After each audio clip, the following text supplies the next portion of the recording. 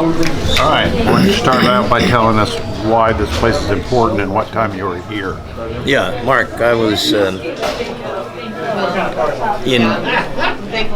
I guess I was at Long Beach, California at the time at Douglas Aircraft Company. And I was doing a lot of projects over there with configuration management and data management, things like that. And, I wanted to be on the airplanes, and so when...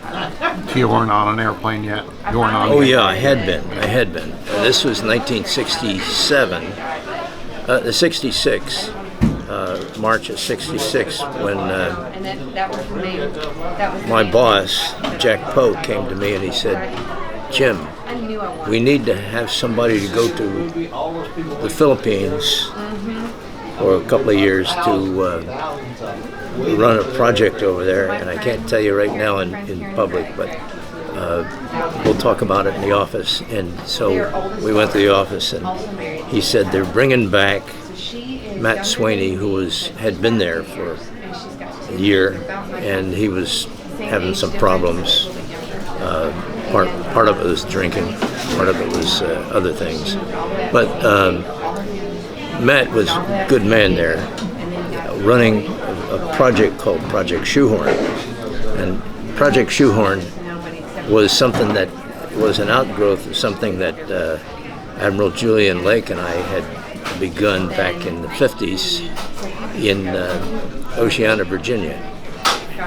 And Admiral Lake at that time was a commander, and we had set up a program for him to have access to equipment that would, in the nose of the airplane, A4 Bravo at that time. I think it was 1959. And he said, we need to put this APR-14 in the nose of that airplane so I can go over Cuba and find out where their missile sites are. He's going to fly over Cuba. Yeah, in 59. I didn't get to the Philippines until 66. But in 59, I'm just giving you the background on this. Right. He was able to go late at night and fly over Cuba, and when they would paint him, they'd point the radar up, they'd paint him, he could get a signal, and he would plot it out where it was, where these sites were for the radar. And they were concerned about that at the time. So we got that done. By the way, his wife Bobby used to say, "I know it's that redhead you're going to see at 2:00 in the morning." And he said, "Hey, that's a good name for my project, Project Redhead." So anyhow, Julian did that, and we were with Air Wing 8, CAG 8 at the time, and I don't know if that's 59 or maybe 62. I think it was 62 when he became commanding officer of the Air Wing. So anyhow, that was kind of like a background for that.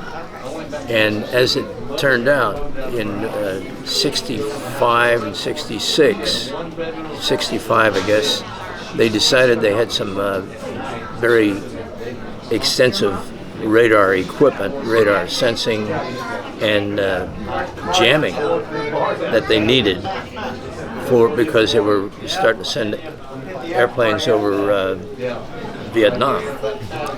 And the carriers were going, and they didn't have anything, and they needed to protect them, so they'd know when they were being painted, and they'd know when they were having missiles launched at them and what to do about it. And most of it was you jink, you get out of the way of it and confuse the radar on the missiles.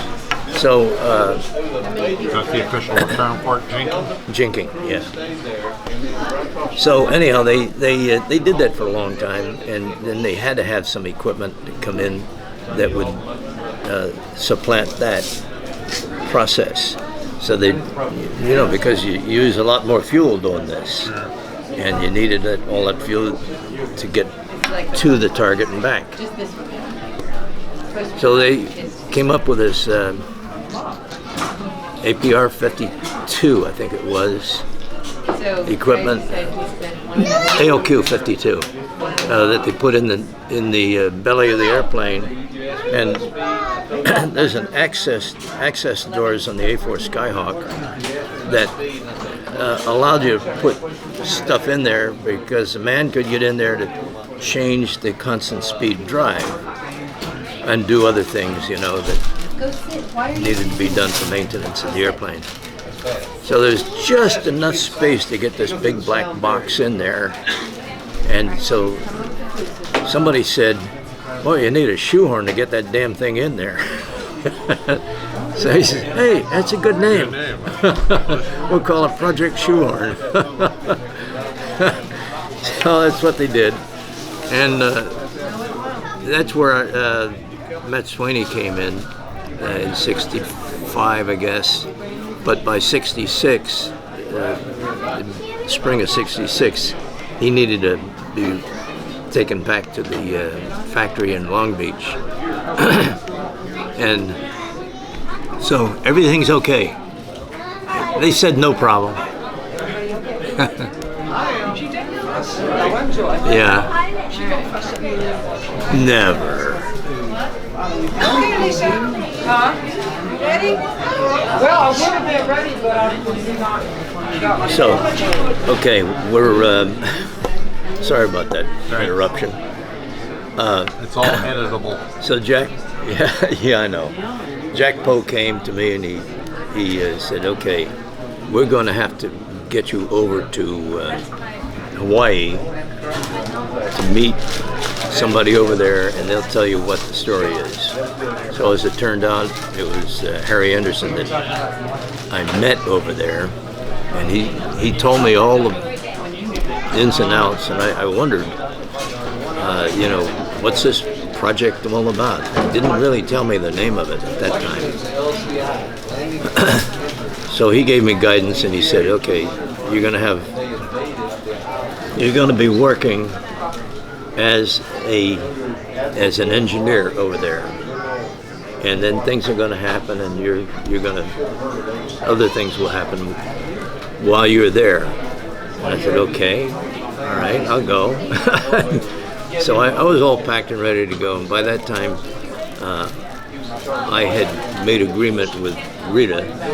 I was married to Rita at the time, and the kids were back there in Long Beach, California. We had a nice little house, and I said, hey, listen, I don't know how long this is going to be, but they promised me I could come back home every so often to debrief and tell them how things are going. So, can you handle that? And she said, oh yeah, I can do that. And we were not getting along too well at that time anyhow, so it was a nice break for her and for me. So while I'm over there, of course she was busy taking kids to Disney World and things like that, doing whatever she did, getting the kids dancing lessons and horseback riding and all that kind of stuff. So I got to I got to Philippines at Cubi Point. Cubi Point is part of the Subic Bay Navy military complex. Okay. And at that time there were ships coming in and out of that bay. And up on the hill was, across the bay, there was a landing strip and a hangar. And up on the hill, you had to go to BOQ, for residents, and the bar and the restaurant. And this is the bar that was up there. There was an older bar before this one that had to be torn down, but guys would come in from, I noticed from March till about May, they would come in and they'd be swinging on the rafters, and they'd drink, and they'd throw their glasses on the floor, and they were very destructive after they had 30 days on the line. And so they had to clean that up a little bit, and it was getting unsafe. And they built this place here with this bar at just about that time. And they moved all of the plaques that were already in the old place into the new bar. So that's what Cubi Bar is all about, and it was a place for the pilots to come, officers, any officers, for the pilots particularly to come who were going to be flying over Vietnam. And mostly they were flying over when I first got there, they were flying mostly in South Vietnam, where the Gooks or the North Vietnamese were invading, and they were trying to stop the supply routes to that. So when they around May, I was sent. I had to go to Honolulu. No, not Honolulu, but to Hong Kong to get my passport renewed. I had to do that every 2 months. Now the guys on the base didn't have to do that. I mean, the guys that worked for me. It was just me. Why? Well, because they had a permanent, more or less permanent residence ability, but they wanted me to have the flexibility to go in and out. And so every 2 months, for some reason or other, because I was ranking an engineer, they decided that me and my 4 other engineers who were with me, they decided that we were going to be more flexible and have our passports renewed every 2 months. So we all had to do that. So I went to Hong Kong to get mine renewed, and as it turned out, there was a typhoon came through. And so I was concerned, I flew back from Hong Kong to Manila, and I remember I called to the office and said, okay, I'm back in Manila, and this typhoon is pretty bad. I don't know how soon I can get back. And Bill Bird, one of my engineers, one of the engineers with me at that time, turned to the other guys in the office and said, shall I tell him? I said, tell me what? He said, hello, boss. Well, they had made me the manager at that time, project manager. And so that was the first I knew.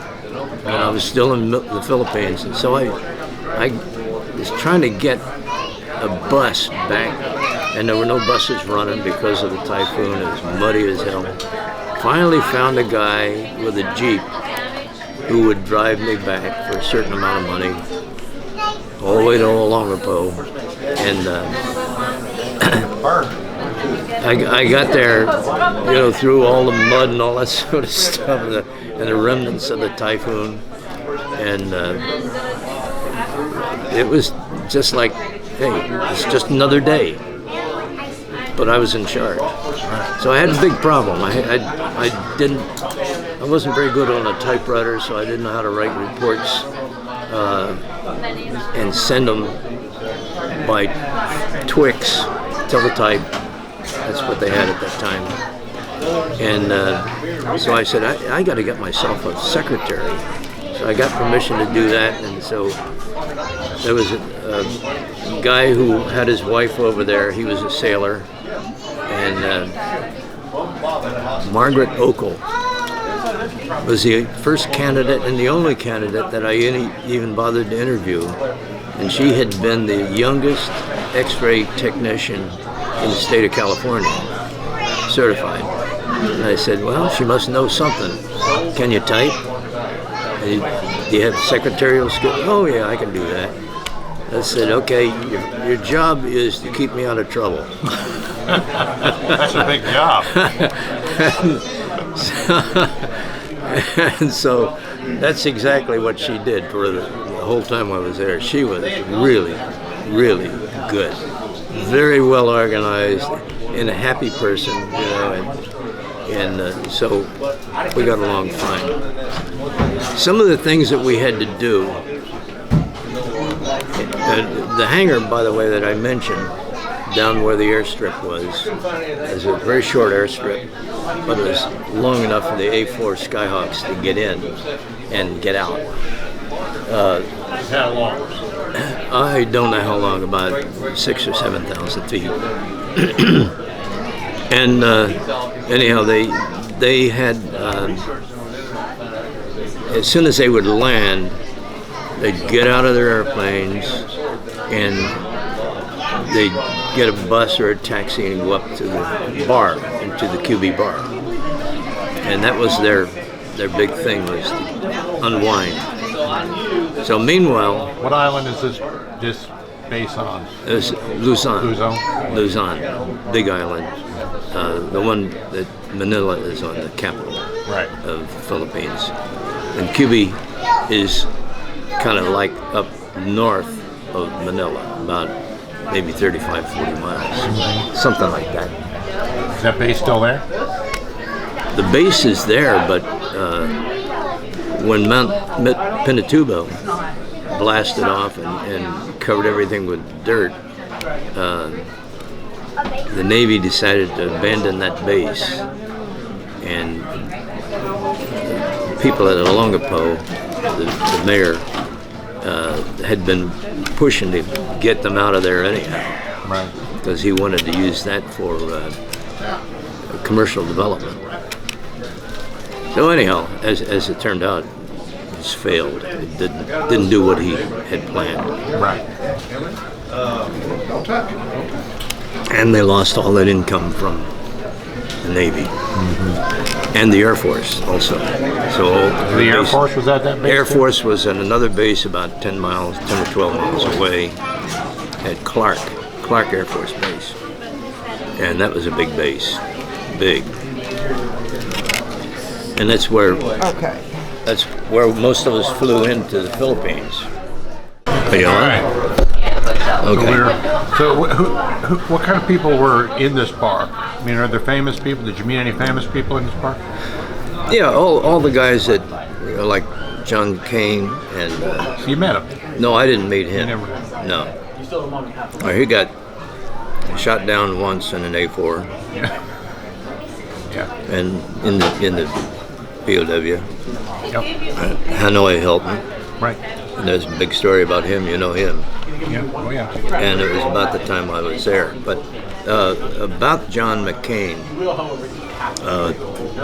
I was in Japan. I had taken a group of 50 guys up to Japan, and there's a backstory on that one too. And anyhow, we're up there working on airplanes that were in Atsugi, Japan. It was an air station there that we were using, and we had a bunch of A4s that needed to have the equipment installed, and it was 1,300 man hours per airplane. That's a lot of man hours. And Douglas always To keep it ready. Keep it just going. just to put the equipment in and make it operate. And so that's what we did. We took all the stuff up there. Other stuff was shipped in to Atsugi, and you know, all the black boxes and things. But there's more than just one black box. There are other things that were put in various places in the airplane, and antennas. That was a big deal. So anyhow, we're up there in Atsugi, and I heard that Forrestal had a big fire. And I thought, oh my God, that's terrible. You know, I had been on the Forrestal from 1960 to 1964, all the cruises with Air Wing 8, CAG 8, Commander of Air Group 8. And so I was very, it was a personal thing for me when I heard that that was on fire. And then I found out that John McCain had been in an A4 Skyhawk at the time. Right. waiting for launch. He's getting ready to launch, and somebody behind him had triggered a missile that hit his airplane, and it hit several others too, I guess. But it started a chain reaction of explosions, weapons going off, bombs and all kinds of stuff, and put a big hole in the flight deck, right down into the quarters. So anyhow, John was in the airplane, and the story I got was that he saw this thing happening. He knew there was a big problem, and he wanted to get the hell out of the airplane. So he opened the canopy. Well, actually, the canopy is still open.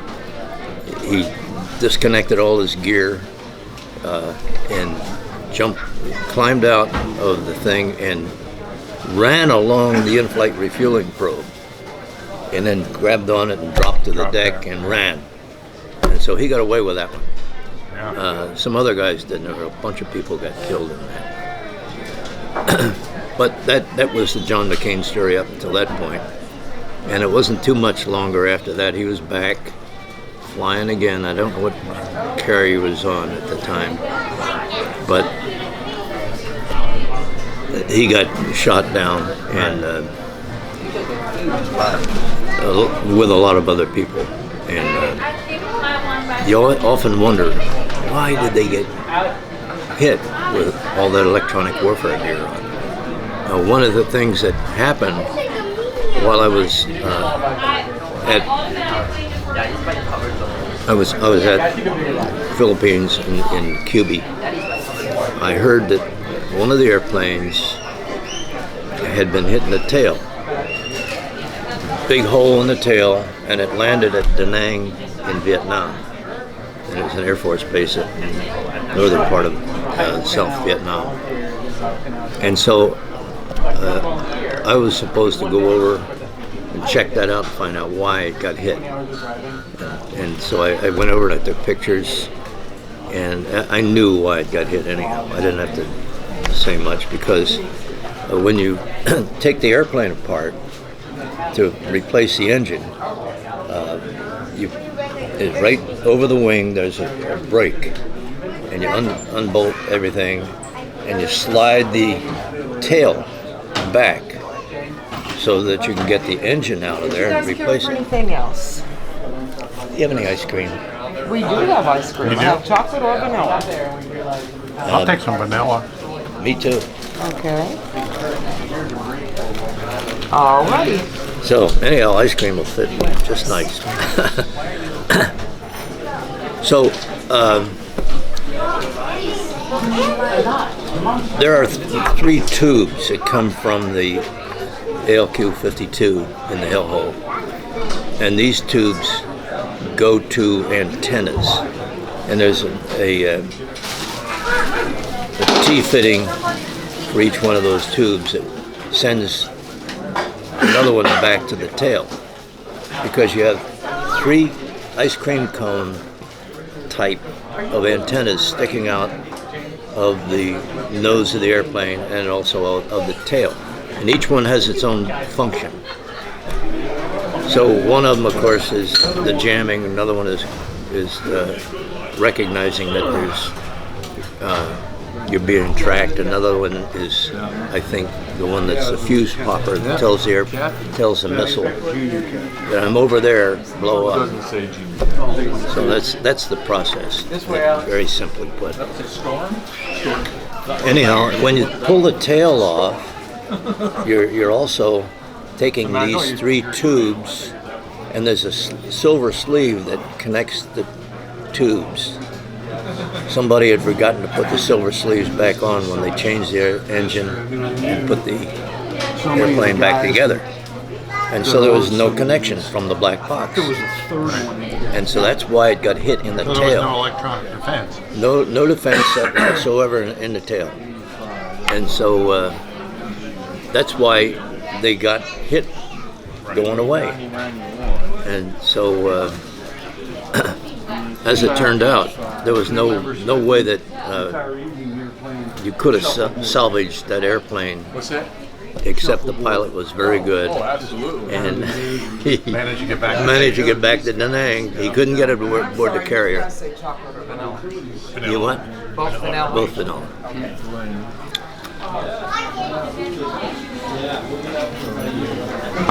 So that that was one of the things I had to do. Let's go back and see if Merv is abandoned. So I went over there, and I don't know what they actually wound up doing. I recommended they try to repair it there and fly it back to the ship, but I never saw it again. I don't know what happened to it. While I was in Da Nang, I flew in, and I knew that they were shooting. The North Vietnamese would be in the trees or in the forest, and they'd have rifles and they'd shoot. And so a couple of incidents occurred when people were flying over there. One was I had sent an airplane over with a Melpar guy and a couple of other engineers from other companies, HBR Singer. And the guy who was with HBR Singer, thank you, dear. The guy that was with HBR Singer was scared to go there anyhow. He didn't want to go. But sure enough, somebody fired a rifle, hit him right in the arm. And he had to go home. And he was a good engineer. I needed him, but he was crying. Oh God. So anyhow, by the way, those contractors that worked with me all the time, when we have a problem with the black boxes, there were about 4 of them, I guess. Each one of them was cream of the crop from their companies, and they knew what kinds of problems they might have in the black box, which we weren't supposed to be doing. But they could take care of that. So anyhow, I was there overnight one time, and looking at this airplane with a big hole in the tail, and I could hear, and I'm in a tent, and I could hear all these missiles going over. Boom, boom, boom. What in the hell am I doing here? There's a damn war going on. I can go to Cuba and be safe. So sure enough, I got back to Cuba okay, no problem. I have no idea how it happened, but Yep. in fact, so many of those things that happen, getting to and from places, are very vague. How did I do it? I don't remember. Right. I just don't remember how I made that happen. But I'm sure they flew me over from the base in a military transport. I did have a helicopter pilot, though, who a guy named Lieutenant Furman Pinson, and Firm would fly me to Manila and back, because we had to go to Manila to get checked out. And I want to get back to that Atsugi thing, because that was an interesting backstory to that. I don't know why the airplanes wound up at Atsugi without me having any influence on it, or without coming aboard a carrier. But they wound up at Atsugi for us to install all that equipment. And so it was brand new stuff. So to get my team of 50 people over there, I had to go first through Longapo, which is right outside the gate of Cubi Point. And then go over a little bridge. And of course, when you go over a little bridge, there's all these little kids who come up and grab your arm and they say, "Come on, Joe, I take you a nice girl." And in the meantime, if you don't go, you're looking, where's my watch? Somehow or other, they seem to be able to find it. Or other times you could throw money over the side of the bridge, and they go down and they jump into the muddy river. They used to call it Shit Creek. Can you imagine that? But anyhow, here we go. We had to go through Olongapo to check out of Olongapo to maybe about 15 different agencies to get their visas stamped so they could go to Japan. So each one of those agencies that was checking them out, I remember one was a girl who said, "Yeah, I'd be glad to do this for you, but my brother is 6 feet tall and he needs an orange flight suit." Oh, okay. I think we can do that. And some guy at the police station had said, "What kind of cigarettes do you have?" He wanted a couple of cartons of cigarettes, and another guy wanted. He did not want Johnny Walker Red. He wanted Johnny Walker Black. They tell you. And then there was a guy who said, "Oh yeah, Mr. Crumlish, how about getting me a pin that has Philippine and American flags on it?" Yeah, I'll see what I can do. I never got it, but we got passed through there anyhow. Then I had to go to Manila with all these things and go through another 10 or 12 people. It was about 25 different people. I had to get checked out. It took about 3 days to get everybody checked out. And then we just flew up there in a military airplane. I don't know what one it was. No. What Cubi means? But Japan at that time they still had binjo ditches along the side of the road where all the sewage went down the street. Open binjos. Ugh. And that's where I first learned to drive on the left side of the road. Her dad. Avoid the ditches. Avoid it. Yeah. That's true. That was the most dangerous thing I did. Binjo. Oh boy, almost.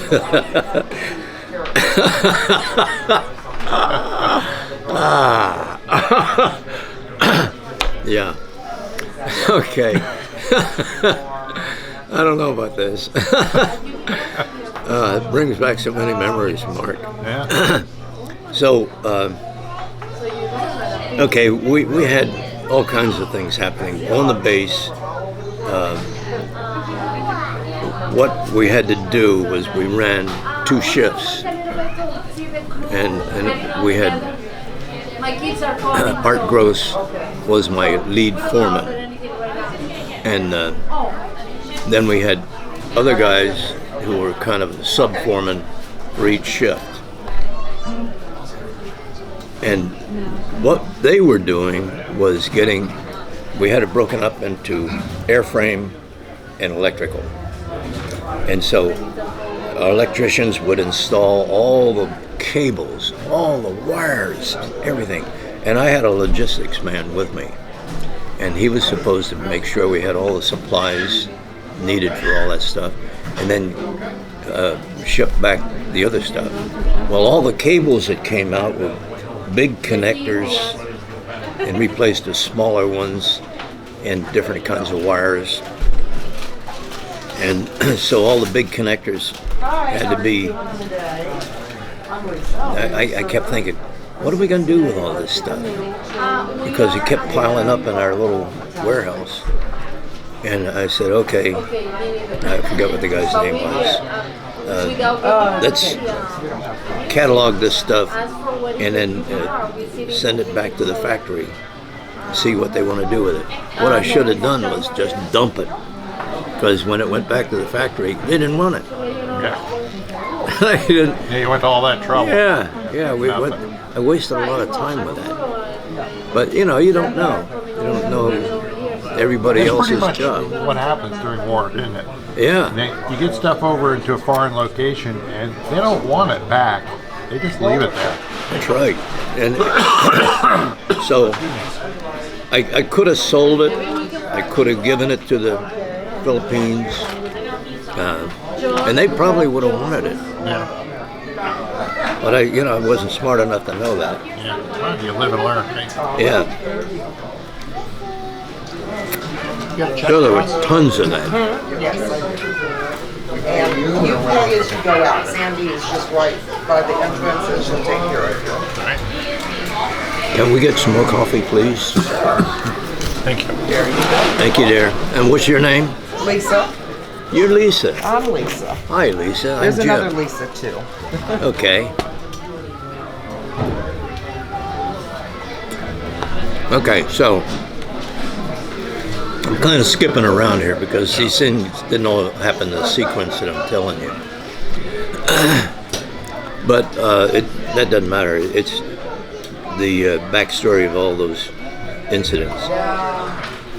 Had one guy, we got some later model airplanes, A4 Echoes, had a humpback on it, and the A4F. That was the very latest ones that we got.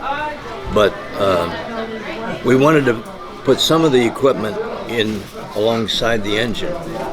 So I had, thank you, dear. I had one guy who was a master metalsmith, and he designed a door in the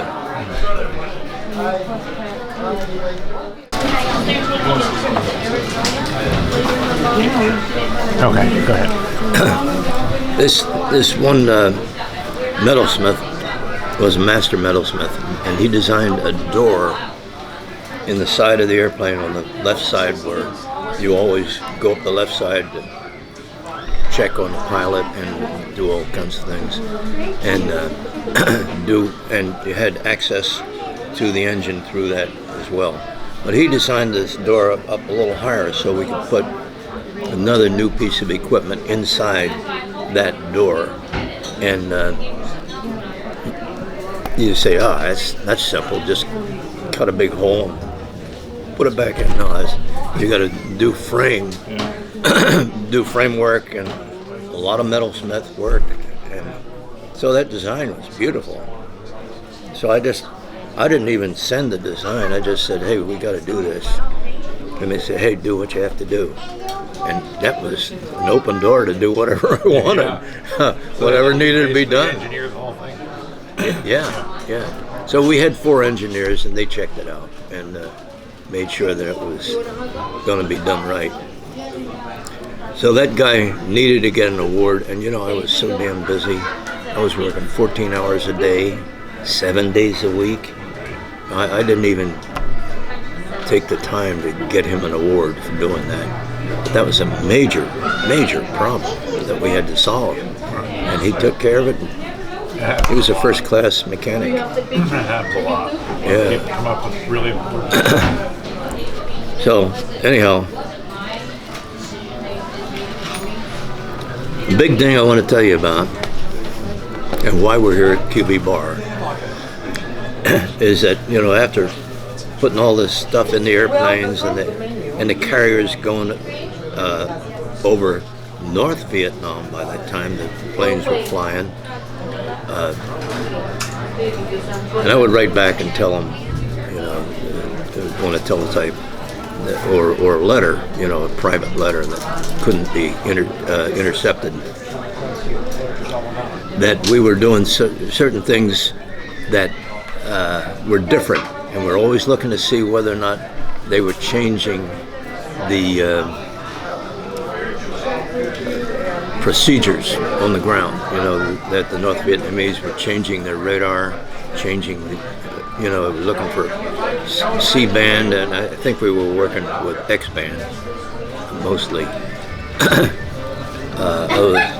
Spectrum, but they were always concerned about the equipment that we had. Will it meet the current and future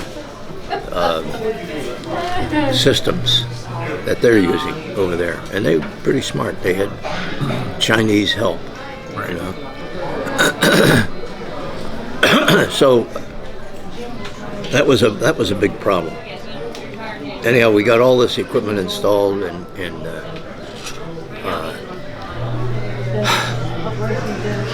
I've got to tell you that what happens when you install that equipment. I'll get back to the Cubi Bar thing later, but there were incidents that occurred where one ship, I don't know if it was the Oriskany, gave me a call late one night or late one afternoon and said, "Come aboard. We need some technical help here, and bring all the help you can get." So I brought all 4 of my contractors with me: Melpar, HBR Singer, Sunstrand, and somebody else. I forget who else. Maybe Pratt & Whitney for the engine. So I got all these people together with the electronics and my head electrician, and we went aboard the ship. We got aboard about midnight, and so we came up the gangway, and I've got this big bag of parts that I'm figuring, okay, they've lost a lot of airplanes, and it's because they've been shot down or something like that. I better bring a bunch of parts to replace in case I find that they're not doing the right things for the equipment. So I get on the hangar deck, come up the gangway, and you wind up on the hangar deck. And I see these 2 guys, one in an airplane, an A4, and the other one right up against a little blade antenna that sticks down from the front. That's a TACAN antenna, but they're using that for the signal that, hey, they've got you painted. Because you got a warble, da-da-da-da-da-da, in the cockpit, and a light that keeps flashing saying, hey, there's a radar down there, and they're looking for you. And they're trying to lock on. So I thought, wait a minute, that doesn't seem right that he's standing up there right at that antenna. He's got a wand that he's doing like this, doing like this to the antenna, and he's scratching it. And I said, what are you doing with that? And the guy says, oh yeah, we have to scratch it because otherwise you won't get the signal in the cockpit. And I said, what do you mean, scratch it? He said, well, you can see they painted it with zinc chromate to protect it from corrosion. I know where this is going. And then the guy's supposed to be 20 feet away sending his signal to that antenna. Yeah, we'll pick it up. So, you know, and I thought, uh-oh. Let him corrode. Here's the problem.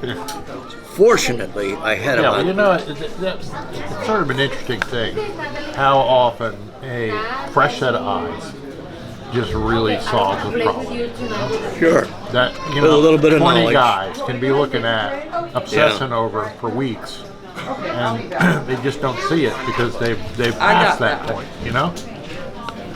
And I'll tell you what, there are other things that happened on that ship that were strange. But I just happen to have a whole bag full of those little antennas. They're about this big, and brand new. So I said, okay, do not paint these things. Replace them all. Everyone that's painted, which they did. And it worked? Well, yeah, of course. And it was right under the nose. Then you'll see it probably when you look at next day 4. So anyhow, that's a TACAN antenna, which is kind of like you're flying and you want to know where you are, and so that TACAN gets a signal. So we were met somehow or other. We were met, and a lot of this is vague right now because late at night, and we were focused on trying to find out what the problem was. And I don't even know how in the hell we got there, but it must have been by a boat that took us to the gangway so that we get up the ladder and get on the ship. So the ship must have been in the harbor there at Subic. So we get in there, and I'm looking around, and I went up to the flight deck. Oh, first they took me in to see the admiral. I think it was Mick Wiesner that was the admiral on that ship at that time. He must have been 7th Fleet, commander of 7th Fleet. Whoever it was, I talked to him, and he said, well, look around and see what you can find out. We've lost 32 airplanes in the last 2 line periods. That's 2 30-day line periods. A plane a day. Well, just about. A plane every other day. And he said some of them we lost over the side, but a lot of them got hit and didn't come back. And so, a lot of them pilots wound up in Hanoi Hilton. So I'm up there on the flight deck with my team, and we're just looking around to see what's going on. And we had by this time stopped in to the air wing maintenance office, and there was a lieutenant commander in there who was in charge of the maintenance. And he said, well, our airplanes are all certified up for electronics by midnight every night. So we don't go anywhere unless they're certified up. And so I said, okay, well, you don't mind if we look around? He said, yeah, go ahead. So by this time, he had told all the squadrons, watch out for these guys, they're on a witch hunt. Really, he did. We got that feedback. And so we went up on the flight deck, and I'm watching, and this guy's got a yellow box there, which is the standard equipment that they need to do to test the antenna system. I told you about the 3 antennas in the front and in the back. And I said, aren't you going to test through the antennas? And the guy said, oh no, we test at the black box, and it's always good shape. It's us. And I said, yeah, well, how are they going to get signals from down below if you don't have an antenna going to it? I said, oh, well, those antennas don't work anyhow. Some of them are full of water. Some of them are broken. Yeah. And I thought, Maybe just fix them. yeah. And I said, didn't you guys get trained? And he says, oh yeah, they got trained on fixing the black boxes. And I said, yeah, but how about the antenna system? Oh no, they didn't tell us about that. Oh my God, what's going on here? So that started me getting a training program set up for him. And so I would send a guy to every carrier that came in and train them, make sure that they didn't paint the antennas and that they did the testing and all the other things that they had to do. Sure. So and I had a bag full of antennas that they could replace, and the silver sleeves to make sure that they had those silver sleeves available. Because a missile can come up from behind you rather than Sure. up in front. Absolutely. Now let's take a break. Okay. Absolutely. That to me was, I guess it was the most challenging job I ever had with Douglas Aircraft Company. The most challenging. And I guess it must have been my favorite job that I ever had. And it's like being thrown into the briar patch. I got to come out without getting a scratch. Sure.